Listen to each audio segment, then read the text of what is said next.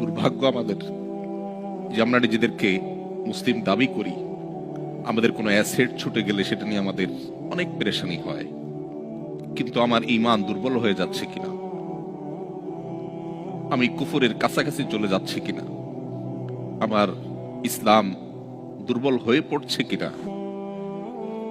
সেটা নিয়ে আমাদের তেমন কোনো পেরেশানি হয় না। আজও যে সমস্ত মুসলিম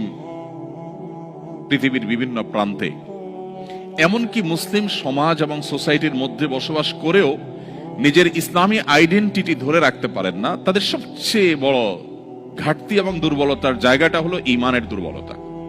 মাল্টিকালচারাল সোসাইটিতে যদি ইসলামকে বুকে ধারণ করে মাথা উঁচু করে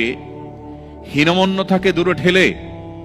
আপনি যদি আপনার দ্বীনকে নিয়ে আপনি প্রাউড করেন, আপনি যদি একজন ভালো এবং আদর্শ মুসলিম হিসেবে নিজেকে আপনি উপস্থাপন করতে পারেন, আপনার ফ্যামিলিকে যদি আপনি গড়ে তুলতে পারেন, সন্দেহাতীত ভাবে এটা বহুমুখী চ্যালেঞ্জিং। প্রতিকূল পরিবেশে নিজের ঈমানকে, মুসলিম আইডেন্টিটিকে যদি কেউ উঁচু করে সেটাকে নিরাপদ রাখতে পারে, তার আঁচলকে বাঁচাবার জন্য সে যদি সংগ্রাম করে টিকে থাকতে পারে, জ্বলন্ত কয়লা হাতে রাখার মতো এই কঠিন কাজটি যদি সে করতে পারে, নবীজি সাল্লাল্লাহু আলাইহি ওয়াসাল্লামের